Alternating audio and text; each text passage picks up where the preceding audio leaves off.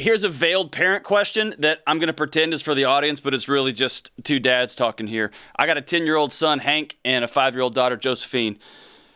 And one of the things I loved in your book is your parents had, and I've got capital letters here in my notes, they had expectations for you, right? They had expectations.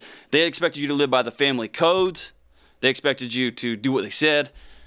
And sometimes I love the expectations, right? Because every family's got their outspoken ones, and then they're like, "This is the way we do things," right?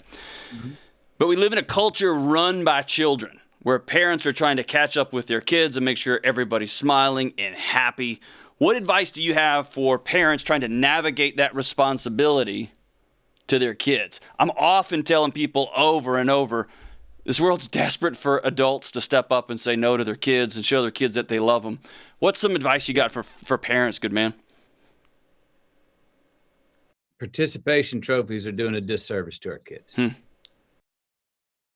Come on. It's a lie, right? No.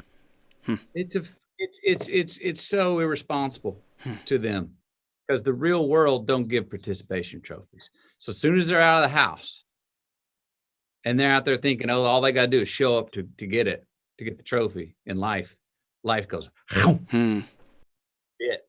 And you may even get bloody, and you learn that, whoa, it's harsh at us. I'm saying it's a rodeo. I'm not trying to scare. I don't think we need to scare our children into, you better do this, and if you don't win, you're not worth. No, that's not the point. Look, if we're not, we want to be friends with our kids, sure. But man, I know the parents I know that are that's their first priority. I want to be my kid's best friend at the sacrifice of being the father or the mother. Most of those kids are turds, man. That's exactly right. I tell folks a lot, man, get your own friends, dude. Be their mom and dad. They need it. And let's give ourselves, adults, you said, let's give ourselves more credit. If we don't know better in certain situations, what the hell is evolution for? That's exactly right. We're going through that and understand they're going to go through it a different way. But it's that old thing about, look, I look at it like a tree limb. Kids aren't afraid of heights until they fall. Right. So when you're in the backyard and they're climbing that tree and they're out on that limb that you're like, oh, that's pretty damn high, man. If they fall from there, measure it. Like, well, if they fall from there, they're not going to break their arm, but they're going to get bruised and scratched, and we're going to see some tears. Maybe that's a good limb to let them keep walking. When they get way up there where you're like, oh boy, they don't come back from this one, right? That's maybe when we need to step in and go, hey, come on over. Hey, come here, check this out. Come on down a minute. Right. You know what I mean? And down. But we don't want to pull them off the lower limbs so quickly. Pull them off the lower limbs too quickly before they can go. I mean, I went to school. I passed all the tests, made my A's. But what do I remember? What I experienced. What I tried out and failed at. What I tried out and was embarrassed of, what I tried out and succeeded at. I remember, what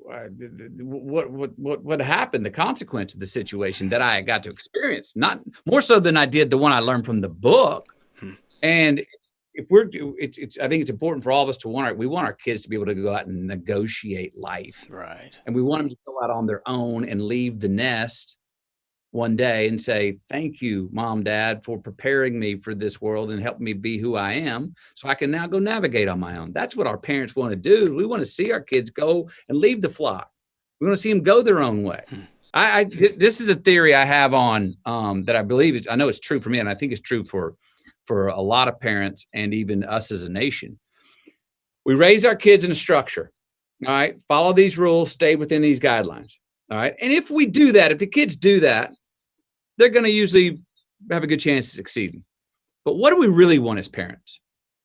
What do we really want as a nation with governments and regulations? Hey, stay in line. You got to follow the rules. Yes, do that.